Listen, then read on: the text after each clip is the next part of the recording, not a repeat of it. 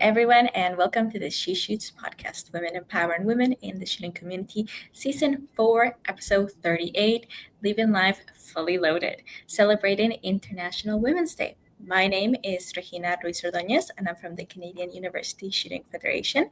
And joining me today, as always, are my lovely co-hosts, Deneen Tomlin and Casey Gavinchuk from Lady Guns, and Kelly Melanson from Maple Seed Project, Sunfire Radio, and CCFR Women's Program. I'd like to start by thanking our sponsors, Cabela's Canada Outdoor Fund, positively shaping the future of the outdoors. Every cent donated by rounding up at checkout goes towards helping Canadian organizations just like ours. Beretta, family-owned and operated since 1526. Vortex, the best in optics, and Canada First Ammo. If you have any questions or comments throughout the show, make sure to leave them in the chat box below. So that's it for me. So on to Deneen and Kelly to introduce our guests for today. Thank you very much, Regina, and good evening, everyone. Welcome to the royalty episode of She Shoots, because we are truly, I'm fangirl, and I'm going to be all weird tonight. We are in the presence of shooting royalty. We have the great honor of welcoming Julie Golob, one of the most decorated handgun shooting champions in the world, and a true inspiration for female shooters everywhere. Always a smile on your face, always time for everybody. And I get the honor, Julie, of reading a bio that is short enough that we can get going with the interview, but not nearly long enough to cover everything. So let me run through this, and then Kelly and I've got a whole bunch of fun questions to ask you for the show tonight. So Julie's one of the most accomplished professional shooters in the world, with more than 170 championship titles and top scores in international, national, and regional marksmanship competitions in 7 different shooting disciplines. I didn't even know there were 7. All right. So a veteran of the elite U.S. Army Marksmanship Unit. Her titles include top honors in Bianchi Cup, Steel Challenge, USPSA, IDPA, and IPSC competitions, as well as being named, no big deal, the U.S. Army Female Athlete of the Year. She's a recipient of the SHOT Business Person of the Year and a respected brand ambassador and a published author. She actively shares her passion for firearm safety, shooting sports, conservation, and hunting as an instructor, consultant, speaker, and content creator. Her books, Shoot, Your Guide to Shooting and Competition, is a comprehensive primer on shooting sports, and Toys, Tools, Guns, and Rules, a children's book about gun safety, is a useful tool for families and educators in teaching real firearm safety. As I mentioned, it's a brief cover of everything you've touched on, Julie. We are so excited to have you tonight. Welcome to the She Shoots podcast. Thank you so much. I am honored to join you all. This is a lovely month, Women's History Month, celebrating International Women's Day. It's an honor and a pleasure. Well, we're welcome to have you we're excited to have you, and you're welcome to come north of the border without having to leave the cab of your truck. So there you go. Exactly. Yeah, are. Yep. So we are so excited to have you on tonight. As we said, it's International Women's Day month.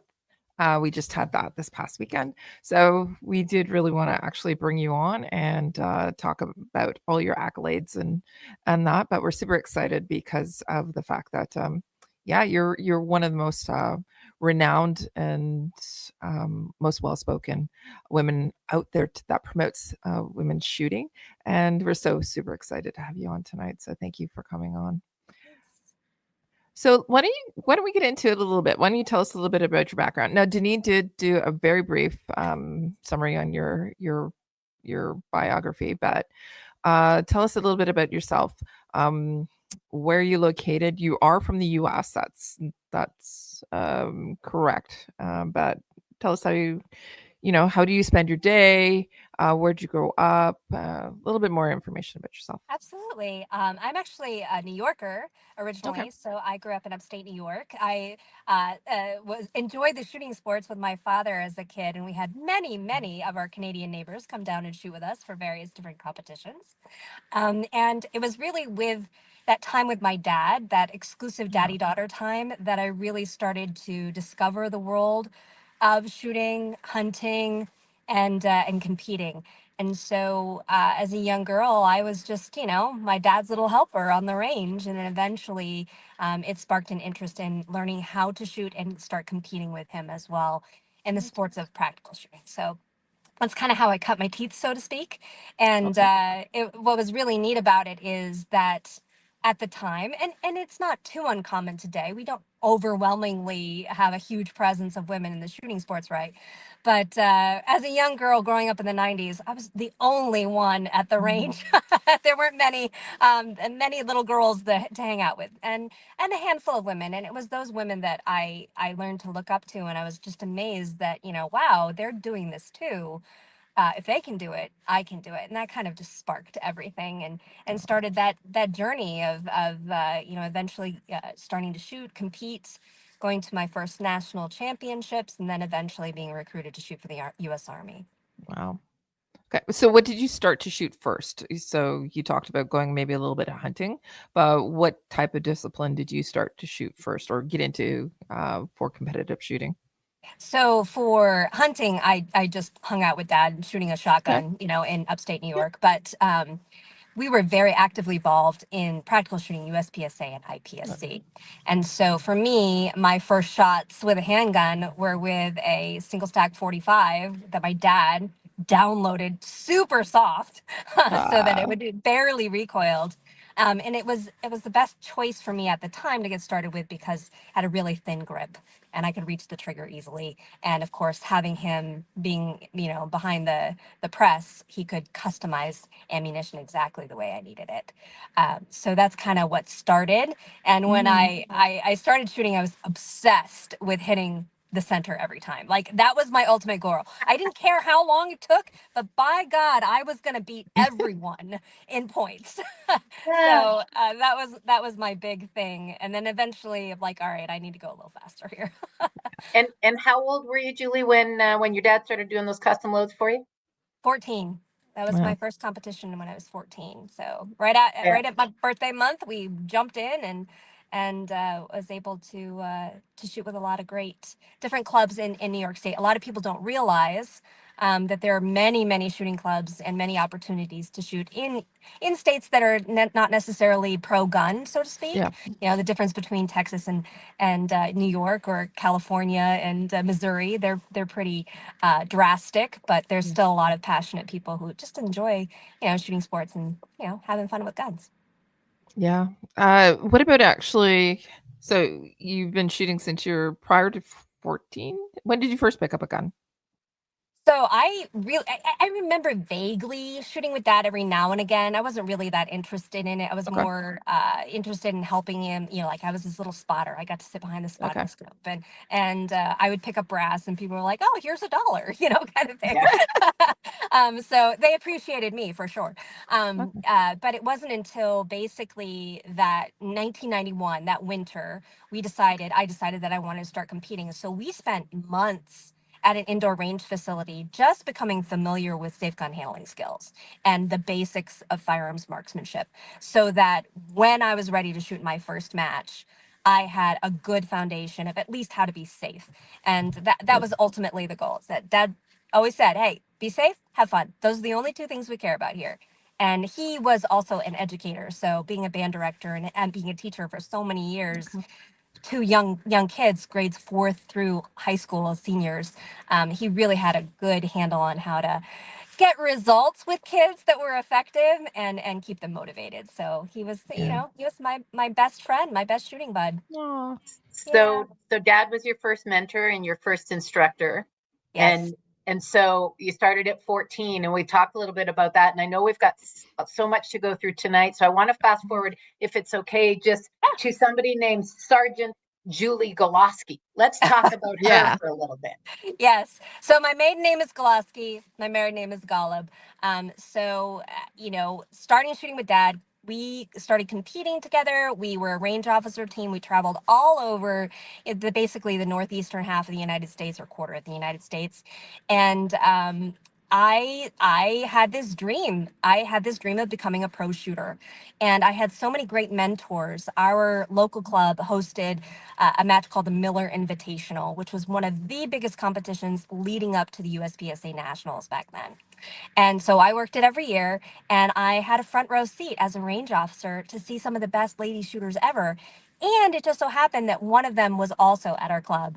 Sheila Bray was the first lady to ever make USPSA Master. And so I got to watch her every single time I went to a club match. And it really sparked an interest so that I eventually went to my first nationals in 1994, caught the attention of the Army Marksmanship Unit. They gave me a letter of acceptance to the Army and the shooting team. And so I came home from that nationals and said, "Hey, Mom, Dad, I'm joining the Army."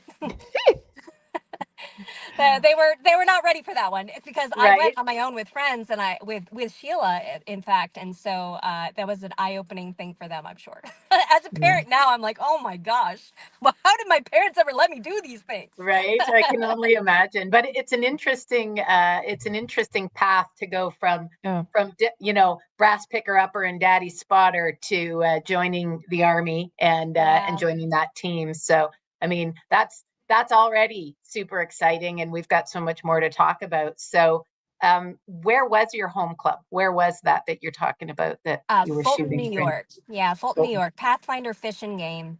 They're still running matches up there, and it's really neat. I have a few old timers that still stay in touch, and it's always nice to hear from them. That's fantastic. Can you tell us how old you were when you did get into the military? Right out of high school. I had Okay. to wait till I was 18. My birthday is at the end of June, so I had to turn the right age, but I actually signed up as a junior, so I was ready to go. I made that decision.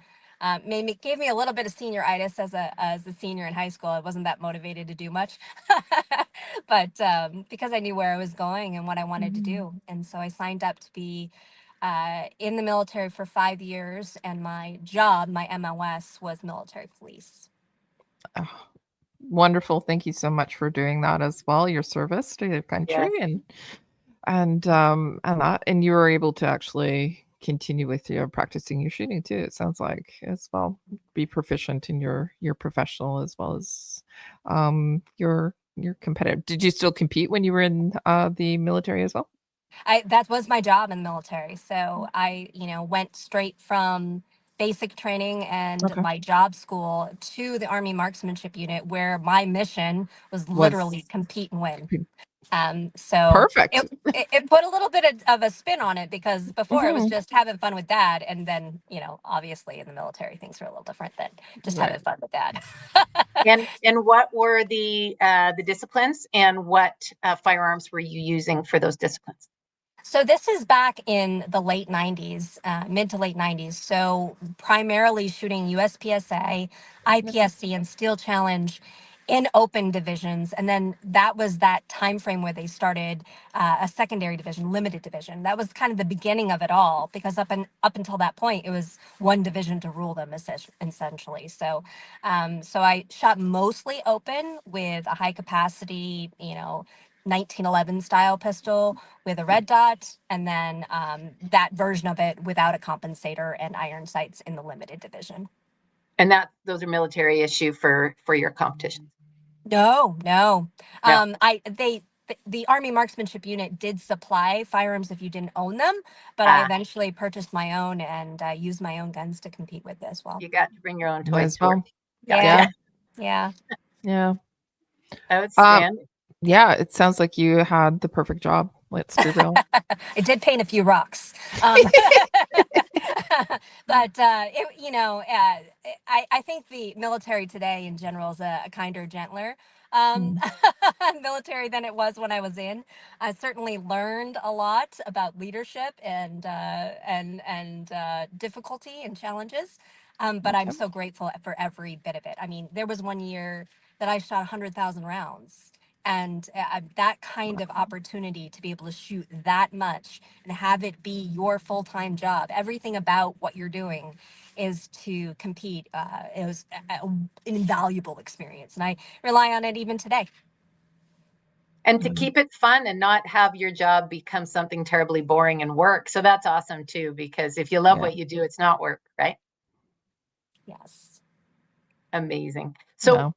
where are you now as far as shooting and training? Because you're not in New York anymore. Oh No. gosh, no. I've lived all over. I lived for a brief time I was stationed at Fort Benning, Georgia. When I got out of the military after 8 years, I worked for Glock that is located in Smyrna, Georgia. Smyrna. Yep. And then Smith & Wesson, my wonderful sponsor, even now, stole me away, and I moved up to work in their factory in Massachusetts, and eventually I became an ambassador, so I didn't need to stay at the factory. And I moved around with my husband, and right now, of all the places, we're in Kansas City. Wonderful. And so you've got a local club in Kansas City that you get to practice at then on a regular? Yeah, there's lots of good shooting in this area. Plus, I have a home range as well. It's kind of a job requirement, so to speak. You know, to be able, if you're going to spend as much time as I do without interruptions and be able to be focused, it's really difficult to do that at a public range at times. Not knocking public ranges because they're amazing, Right. but sometimes you just need to be not distracted. Yeah, you need your own space and your own time. Can you tell us a little bit about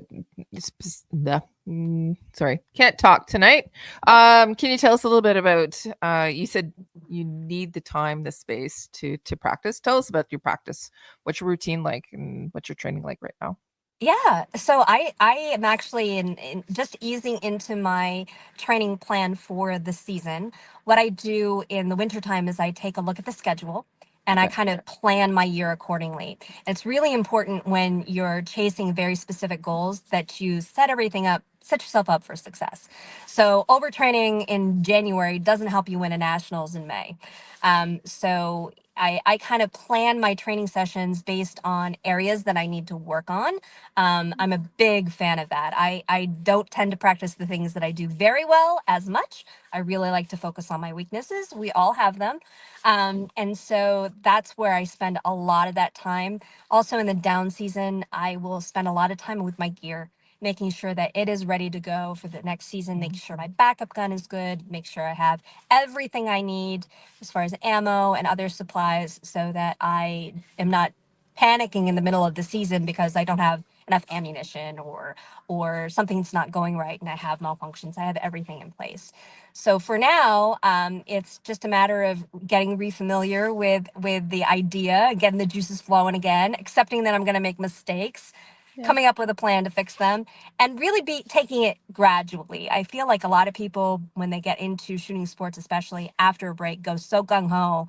That's a really easy time to get injured. It's a really easy time to lose interest because you kind of have a hard time, you struggle, you don't give yourself some grace. So that's how I handle it. Good mental attitude.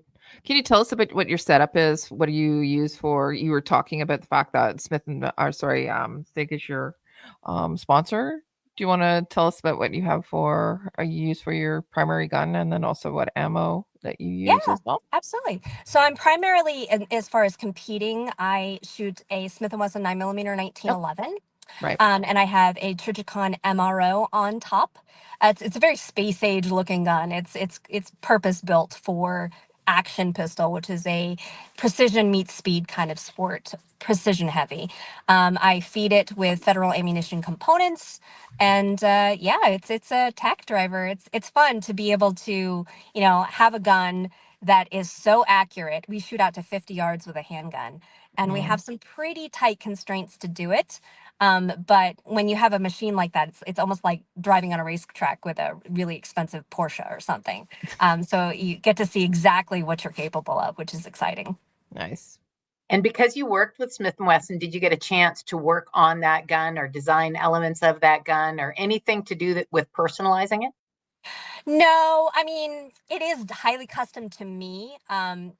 Smith & Wesson is a massive manufacturer, and so with custom work like that, at one point in time, the Performance Center did do like custom firearms, but now that's not the case. It's just the market isn't for that. So basically, I will take a stock Smith & Wesson and then have a You'll tune it. gunsmith customize it exactly the way I want to. Yeah. What are you shooting for, ammo as well? Federal. Yeah, I'm a Are federal you? bill, federal ammunition. Yeah. I've been with them for, over 10 years, and they make Wow. great hunting ammo, great, 22 ammo for planking, and of course, target shooting stuff. So I'm a big fan.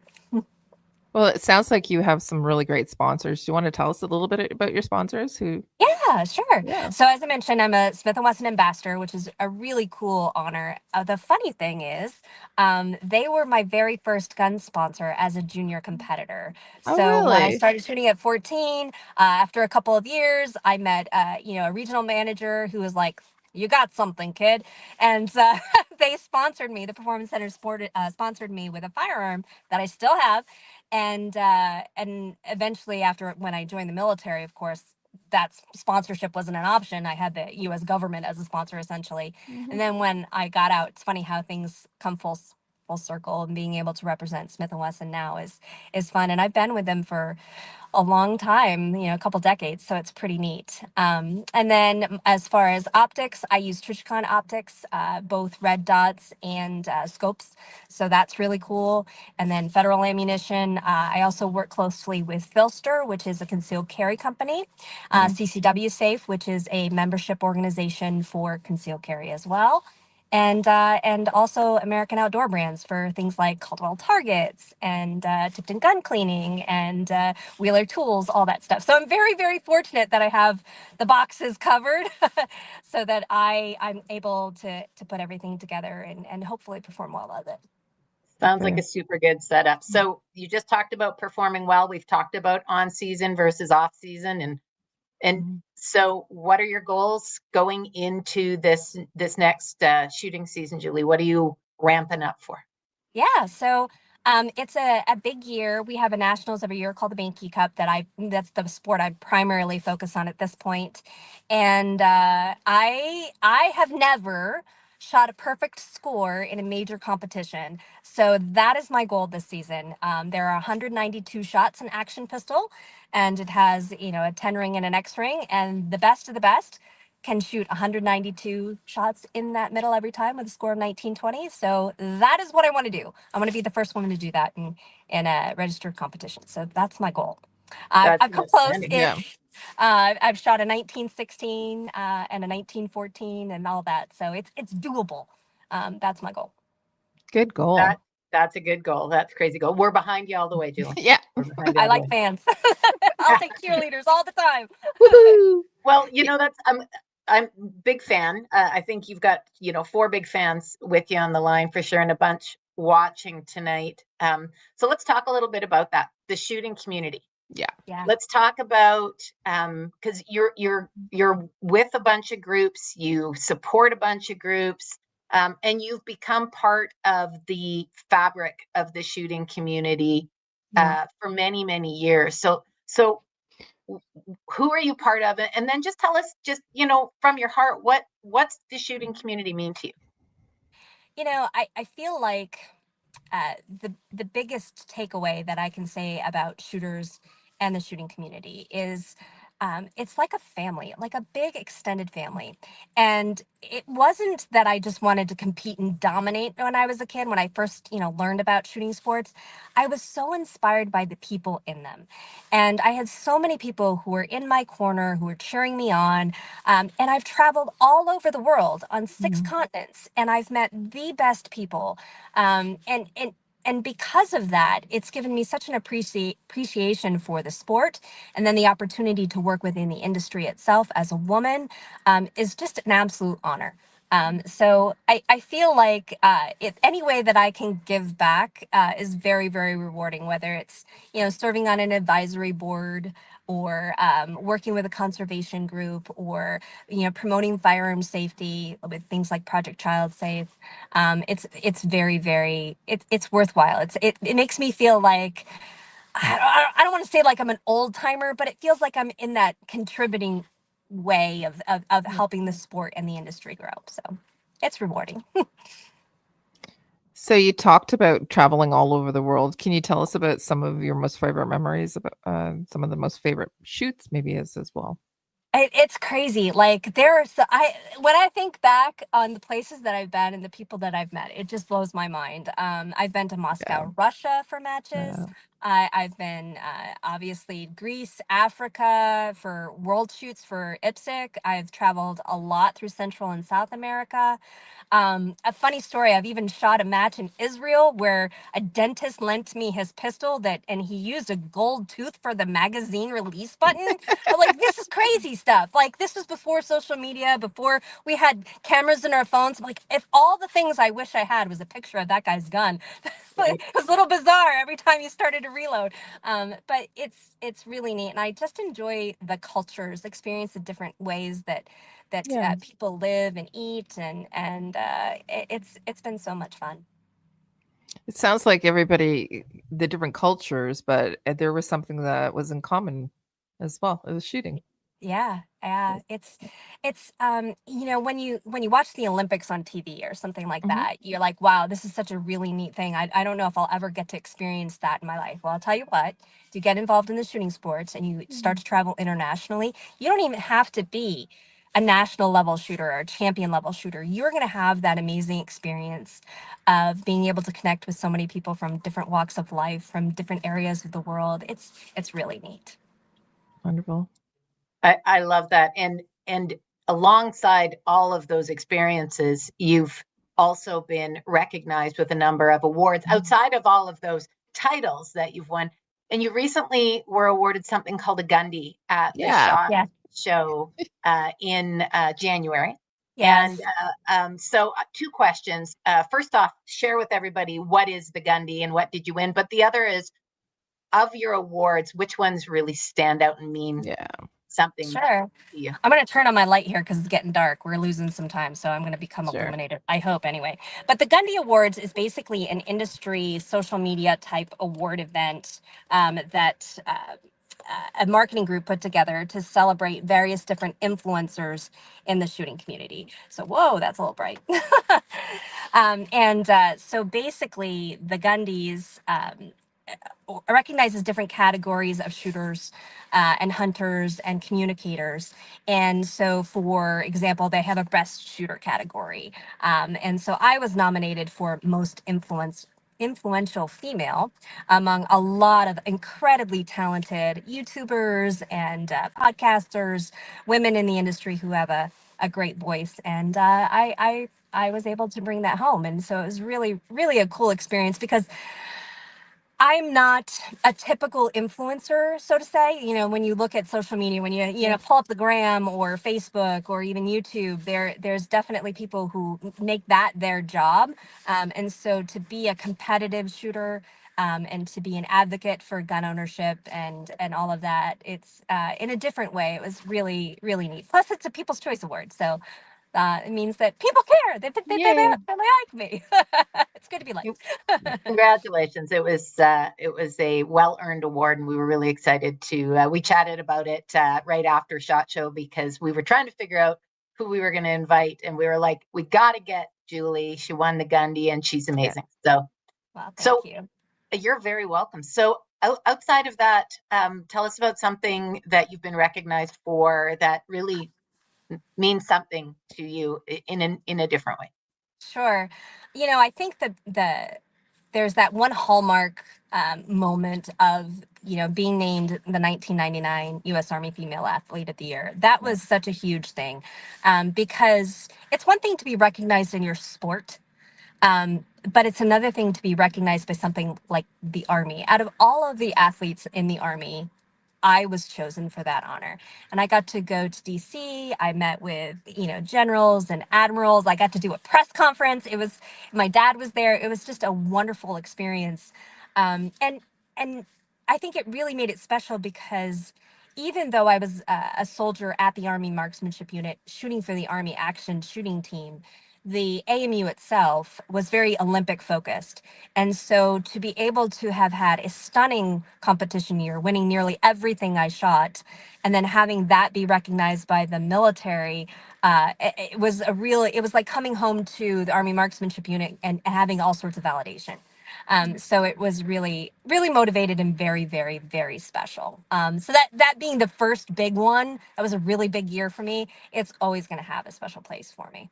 Absolutely. Thank you for pointing that out, because I've read that one numerous times, but I didn't really register that it was athlete, not shooter. It was athlete. So I love that you separated that, because it is considerable, considering all the different levels of athleticism that they have in the military. So thank you for sharing that with us. That's very, very cool. Why don't we get into talking about your two books? Now you have they're very different. They're very different. But in listening to you, I can see why you wrote maybe these books. But let's talk about them a little bit. So the first book, what was the first book that you did write? It's called Shoot, Your Guide to Shooting in Competition. Okay. So you wrote that one first. Yep. So why don't you tell us a little bit about it? And again, why did you actually write it for people to read? Yeah. It's funny because one of the things I've always enjoyed is writing. I always wanted to write a book. I always wanted to be an author. I just never thought that my life path would go that way. But at the time, we're talking the beginning of social media, and YouTube is really starting to take off, but it wasn't the same kind of, gosh, you can learn how to do anything on YouTube today, literally anything. So there weren't the resources out there for a lot of people to learn about the different shooting sports. So I was approached by a book agent and a publishing company to write a primer on how to get started on shooting sports. And it was really like, oh, thank goodness, because I'm so tired of trying to cram this into every email. Hey, Julie, how do I get started in shooting sports? Right. So this was like, hey, I have a book for that. And so it worked out really, really well. And it jumps into the different types of shooting sports, whether it's precision or speed based, or a little bit of both, whether it's rifle or shotgun or handgun or all three or a combination of two.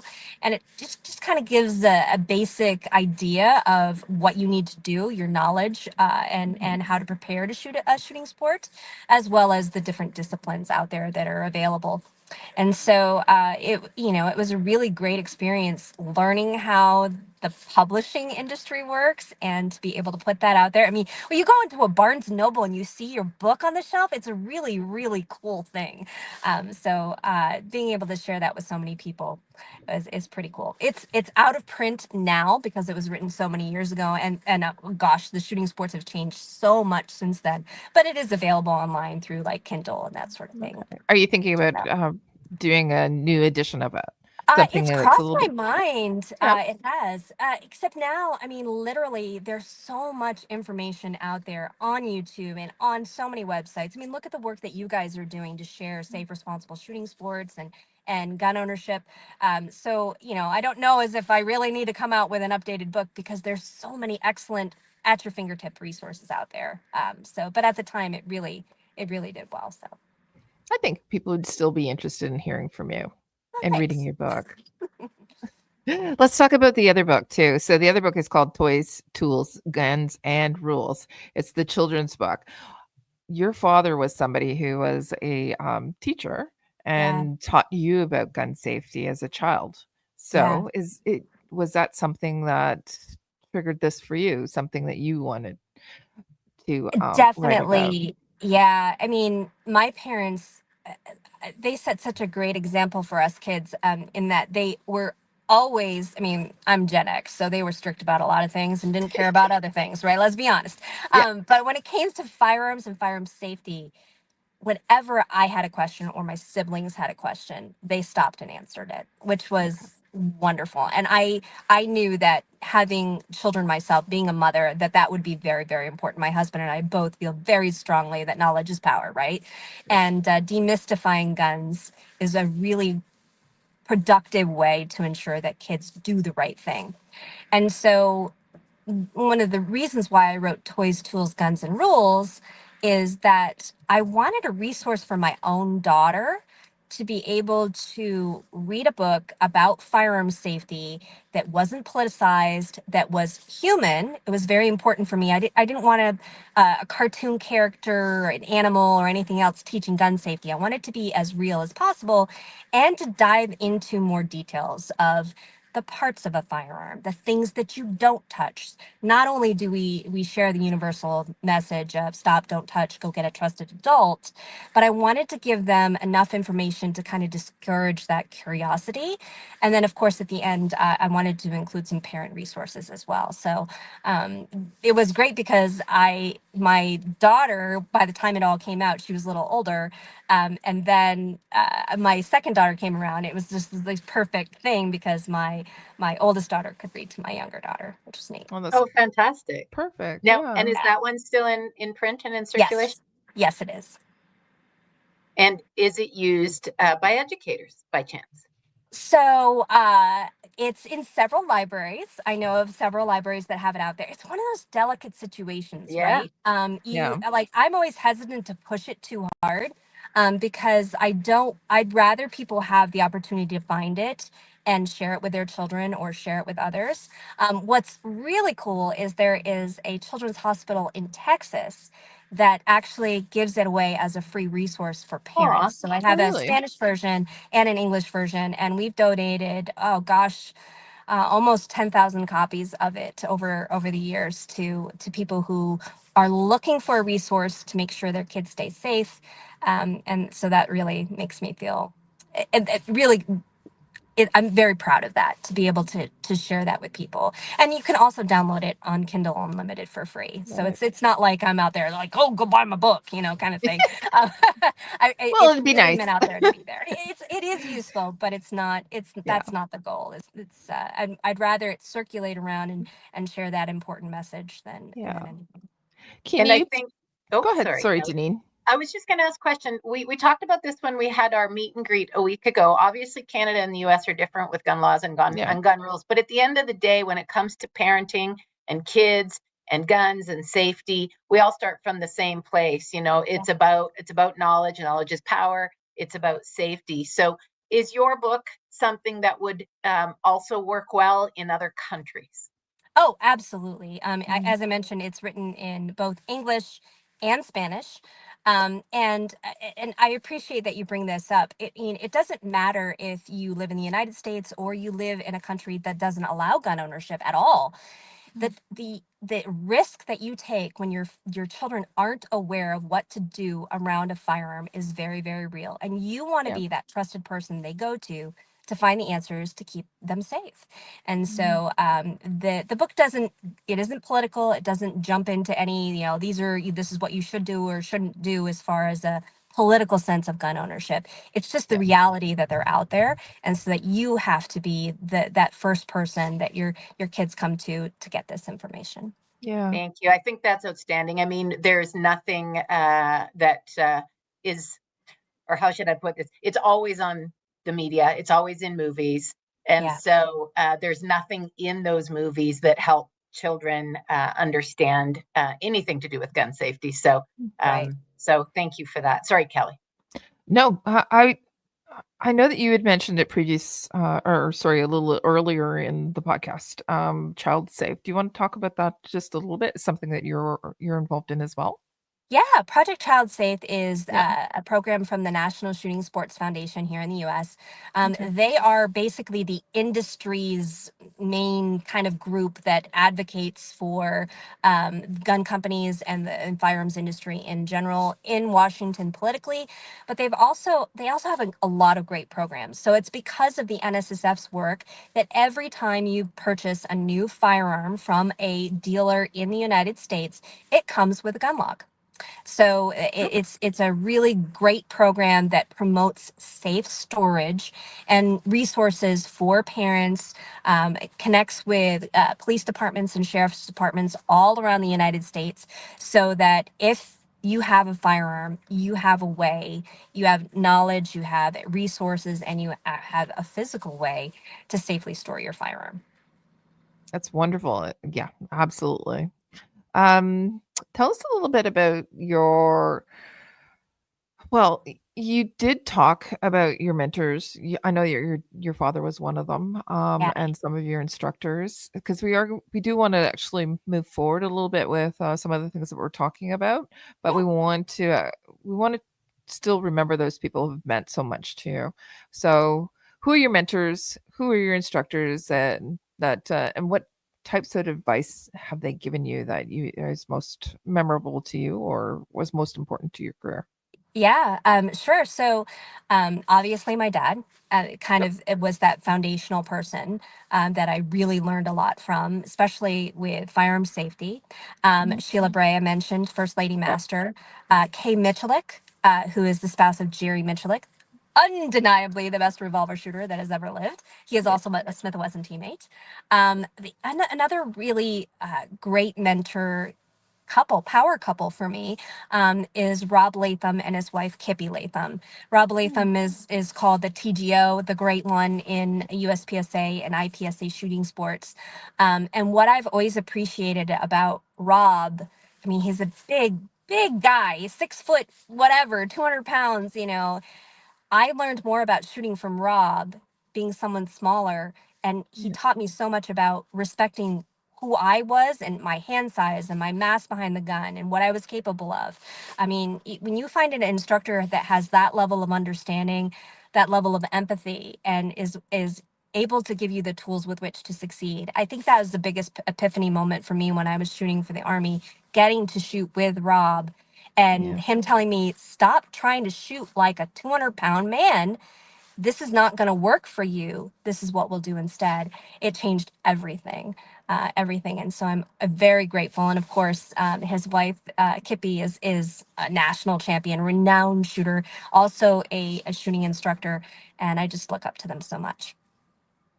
Some great advice. Thank you for sharing that. Yeah. It is. I love that advice because that's like a light bulb moment, right? Because we're always trying to fit ourselves behind guns that come off the assembly line, typically for a man, a larger frame, a larger hand, and so it's amazing to think about it from that perspective. Don't try and shoot like a big giant dude, and there are ways around it. So I love that. I'm taking that away. I'm writing it down. Okay. And I think there's another point here that I really want to stress. And obviously, this is, women empowering women in shooting and everything else. And there are so many amazing female instructors out there. But we also must recognize that there are so many great men who teach with patience and empathy and have knowledge that we all learn from. So, it's you have to have the heart of a student to really get the best from anyone that you're trying to learn from. Yeah, you're absolutely right. What about you? Do you mentor or coach people as well? Every now and again, I will find a young person to take under the wing for a short amount of time. I certainly encourage my daughters as well, although I'm not cool. So it's it's a challenge with that one. Mom is never right about anything. No. But I think that growing up in the shooting community and getting to meet so many people, and again, I've mentioned their names, but having them, being willing to be so helpful, I think it's just natural. Everybody does it anyway. So if I see somebody that's really struggling in a competition, I would say, hey, it's just a match. You just forget about it, move on to the next one. Or, oh my gosh, you're having a problem with your magazine. Here, take one of mine. That sort of thing. It's just the way it is. So it's really cool. It's truly the best sport, isn't it? Everybody is so supportive of each other. Yeah, it is. Yeah. I want to have a little chat just between us girls for a second. You mentioned the Michalik family, and yes. I've had the pleasure of meeting all of them, and but I've never had the pleasure of shooting with them, nor would I qualify to be on the line with any of them. But that said, I've seen some amazing outtakes and some fun things. Speaking of father-daughter relationships, do you have any little things to share amongst us girls about funny things between those guys? Oh my gosh, the Michaliks are amazing. Well, first of all, they're when you look at Jerry, he's just hilarious, and he's so knowledgeable, and the things that come out of his mouth, they're just amazing. Kay is hardcore. Kay is a tough love kind of woman, and she's tiny, right? She's one of these women that you look at and you're like, wow, okay, but she is tough as nails, and it gives you perspective. It's not in a way that's that you feel like she's going to scold you. It's like, hey, if I can do this, you can do this, and you're gonna do it kind of feeling. And I feel like Lena has just benefited from that the two of them and their different styles and their different ways of doing everything. So obviously she's incredibly talented. I will share this. I have seen Jerry in a hula skirt at a ladies shooting camp once because he could not resist the women who made him dance with a hula skirt. Oh, that's awesome. So that was a lot of fun. I have a picture somewhere, but he'll probably deny it. Yeah, he'll probably say it's AI or something. Of course. I'd pay to see that. I love, we talked about family, and that's one of those shooting families that just, they do such a great job as shooters, obviously, but as representing the sport, as representing as a family sport and having fun. They just seem to always be having fun. Definitely. Definitely. Can we talk a little bit about families? I know that you're a mom.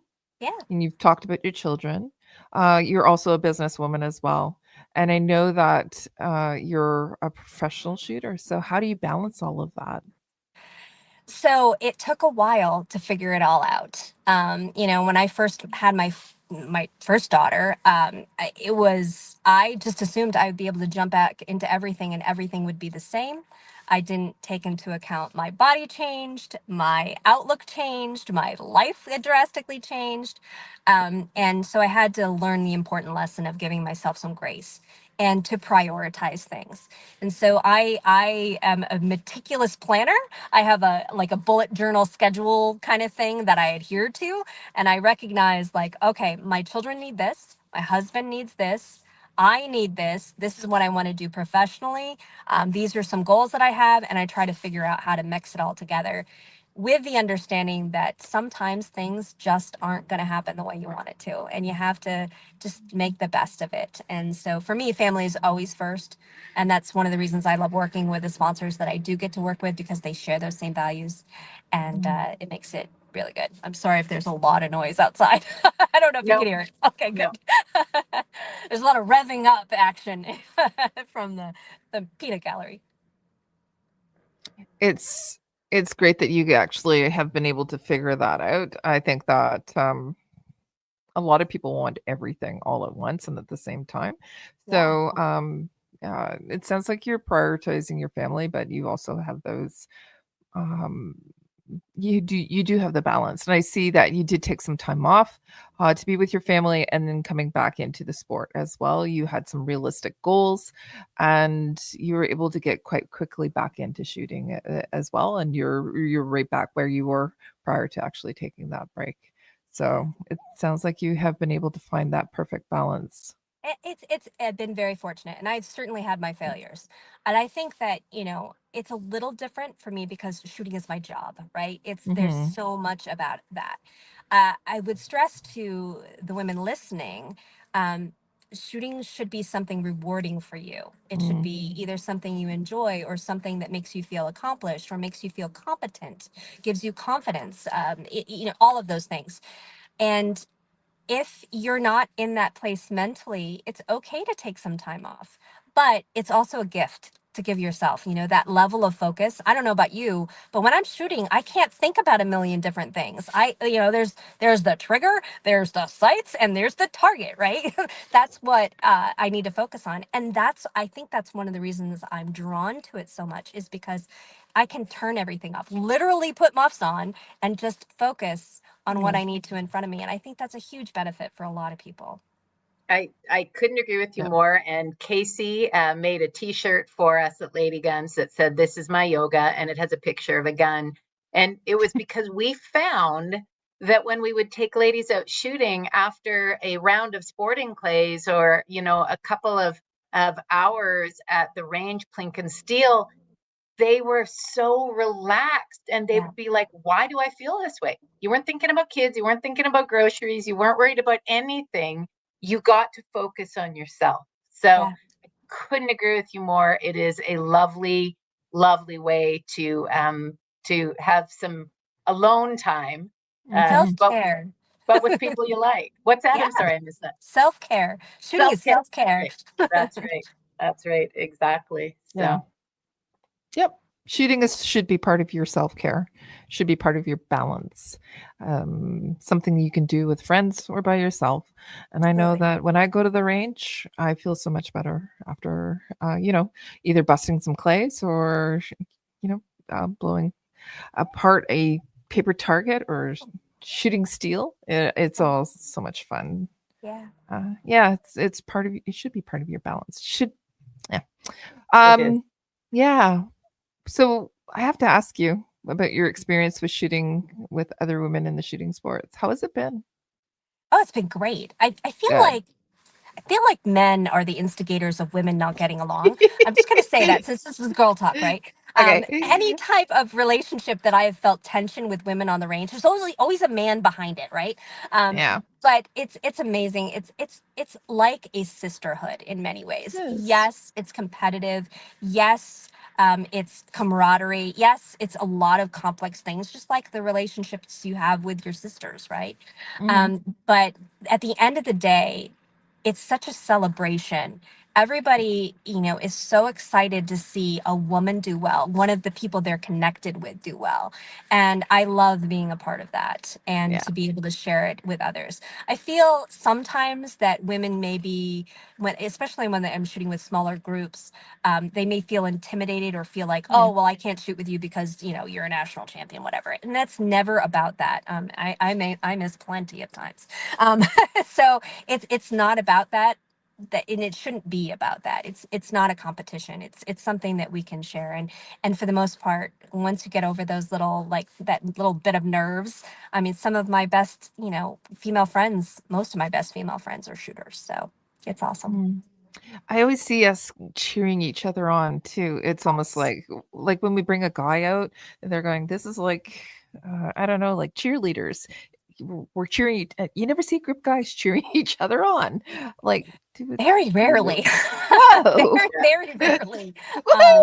Yeah. I think the only time I've ever seen that happen is like with an international shoot off where it's country versus country kind of thing. Yeah. And then it's not really like they're cheering the guy on. They're just like, go USA or go Canada. So it's one of those things. Yeah. So wonderful shooting with other women as well. The experiences is great. Yeah. What about you're somebody who's very influential. I just have to say, like as Deneen said at the beginning of the show, like we're fangirling all over the place right now. You're very influential. Is there anybody that has been influential for you? Any other women? Oh my gosh, so many. I have the unique pleasure and honor of connecting with so many women leaders in the industry. So we have several shooting groups in the United States: A Girl and a Gun, American Armed Women, Shoot Like a Girl, that are run by women. Smith and Wesson, we have executives and our staff, and at the leadership levels. I get to work with women everywhere, and that inspires me, because they have a passion that may be a little bit different than mine, but they're lending their talents and they're making everything better. And so I always appreciate that. The hard workers who make clubs work, behind the scenes, the range officers, all of that. I think that when you have a level of gratitude, contentment, and appreciation for everybody that makes things possible, you can learn so much. And so for me, every time I go to a major match, I think of all of the people who can make that happen.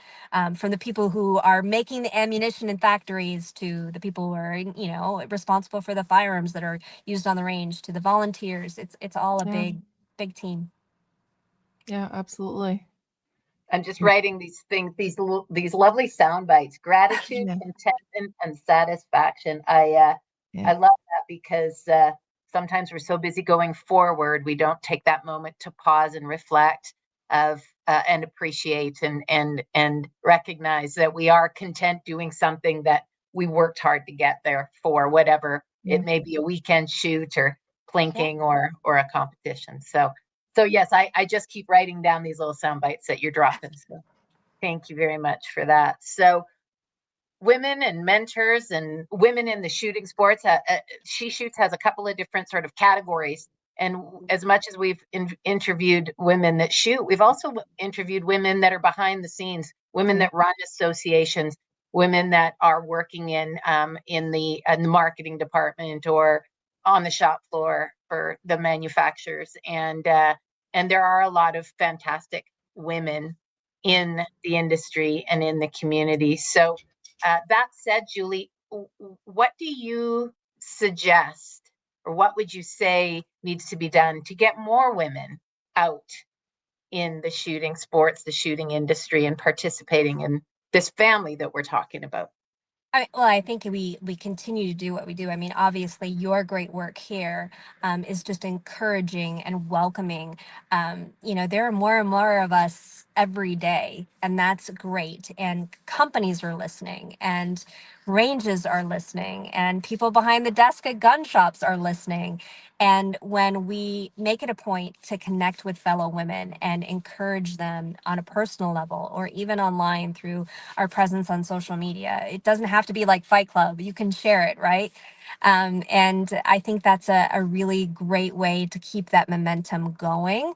I look at how far we've come in 30 years since I've been involved with the shooting sports, and it's amazing. And I can't wait to see where we are 10 years from now. I think those are some great words of advice, and what I love, I think the most, is keep doing what we're doing, because we're winning. We are winning, and it's and more women are certainly getting involved, and doing things like this. We have all the social media, all the platforms, and ways to connect with each other that we didn't have before. So my last question for you that I can think of right now is, why is it so important that women are in this industry? So I feel like, anytime you can do something outside of the box, something that challenges you, something that you didn't think you could do before, you grow in ways that it just affects your life in every single way. And so, shooting and guns, firearms ownership, has been such a typically male thing for so long. We've had our, the great Annie Oakley and mentors along the way that have, sparked interest and have inspired us. But being involved now, you're taking a step in learning how to do something that you never thought you could do. It's kind of like driving, right? Shooting is like driving. As long as you have the training, the knowledge, and spend the time at it, you can be competent, right? And you don't have to be a NASCAR driver to enjoy it. And so the more things that we do as women that challenge us, 100 years ago is learning to drive, or maybe not 100, but you know what I mean. Or maybe it's learning to ride a motorcycle, or learning how to operate a chainsaw, stepping outside of your comfort zone. And I'm biased, but I think shooting's one of the best way to do that, because it is so safe. It is so welcoming. There's such a wonderful community that I feel like it's so worthwhile. I love that. Thank you so much, Julie. And I love the empowerment, and whether it's a gun or a chainsaw. So I think that's, and some days they've kind of felt like the same thing, but it's true. It's great. Kelly, what are your last thoughts with our friend Julie? Julie, you're all over the place on social media. Are you able to advise us of where people can connect with you, or how they can reach out to you if they're looking to reach out to you? Yeah, absolutely. You can find me basically with my name at JuliGolob, or you can go to my website, juliegolob.com, that has all my social media links there. And please reach out, connect. I love connecting with fellow ladies in the shooting community. Well, and do you still do your newsletter as well, Julie? I do. I've moved it to Substack, so that's another option. If you just search for my name there, fortunately it's very short, even if it is a little hard to pronounce or spell. But yeah, you can find a lot of that information right on Substack, and that on my website as well. That's wonderful. Perfect. And for anybody who's watching who hasn't been to your YouTube channel, not only do you have tips and tricks and recommendations and kit reviews and everything, but any of the stuff we didn't get a chance to touch on. I know there are some personal moments with you in various different interviews, so I recommend people to go check that out and learn more about Julie. Thanks so much. Absolutely. It's been an absolute pleasure having you share and recognize International Women's Day with us at She Shoots. And hopefully sometime we'll get a chance to have a conversation in person and pick this up where we left off. So I think we need, there she is. Rahina's going to jump back in and take care of business. Awesome. Okay. Thank you, ladies. Thank you again, Julie, for being here with us today. Oh, the lights just went. I just got a little darker. Okay. Well, anyways, so it doesn't look like we got any questions in on the chat today. Actually, there's a comment that just popped up. Let's push it. Thanks, Carla. Yeah, so just a reminder to our listeners, if you do want to interact with our guests, you can listen to us live on the Facebook or on YouTube, and you can comment through there, and then we'll ask the questions to our guests directly, so you can get instant answers to your questions. So that's always an option. So that being said, I will move on to our housekeeping. Yep. If I can find it. Okay. So as we all know, we're celebrating International Women's Day. It was on March 8th, which is this past Saturday. So to celebrate that, we had 2 shoots. So we had one in Ontario with the University of York Club, and that happened exactly on March 8th. So it happened this past weekend. And we had one in BC on March 1st with the Simon Fraser Club as well. So we will try to share as many pictures and videos as we can through our social media pages throughout the coming days. So make sure you keep an eye on those if you want to see what we were up to over those 2 weekends. And then moving on, we did create targets to celebrate International Women's Day. We just missed the deadline on when we were going to post them. So we're actually going to post them right at the end of the podcast today. So you can print them at home and take them to your local range so you can shoot them. So make sure you take pictures with them and share them on your social medias and tag us at CUSF Women on Instagram, so we can share them with the rest of the community as well. So moving on from International Women's Day, the CUSF is looking for volunteers, and we're also looking for board members. So if you're interested or you know someone that might be well suited for any of those positions, send us an email at submissions@cusf.ca and we'll take a look at them. And also, last thing for me, I promised, if you are a student at a Canadian university that does not currently have a university club and would like to start one, you can also send us an email at submissions@cusf.ca and we can help you get one started. That is it for me. Enough rambling. Kelly, on to you for Maple Seed, please. Sure. So we have a lot of people that are reaching us to see about our calendar. We're currently confirming locations across the country, and we'll be posting dates on our calendar. Go to mapleseedrifleman.com and you can see our calendar of events there. Going to be an exciting year for 2025. I'm even going to be going to BC this year, it looks like, and doing Ladies' Days out there. So I'll see you, Rahina, out there. So yeah, let me know. I'd love to see you. Awesome. What about you, Janine? What's Lady Guns up to? There's same thing. Everything's kind of heating up in a lot of ladies events. And as mentioned before, working with Lonnie's group, trying to get the new future law enforcement members some range days. So working on that, and hopefully going to see another somewhat regular ladies' night in the Calgary area. Other than that, I personally am working on my shooting so that I can get back into competition this year. So, awesome. So that's not really a Lady Guns thing; that's a Denine's Guns thing. But that's kind of what I'm working on as well. So I did give a bunch of ladies opportunities to call me, and it looks like I'll be. They won some prizes at some events over the fall, and they're going to be going out with me and taking some shotgun lessons. So I'm excited about that. So Yeah, the season, the weather, everything, everybody's getting excited to get out and put some lead in the air. That's cool. Yes. Yeah. Ready for some warm weather over here. Mhm. Okay, so once again, thank you so much, Julie. Thank you so much to our hosts for today.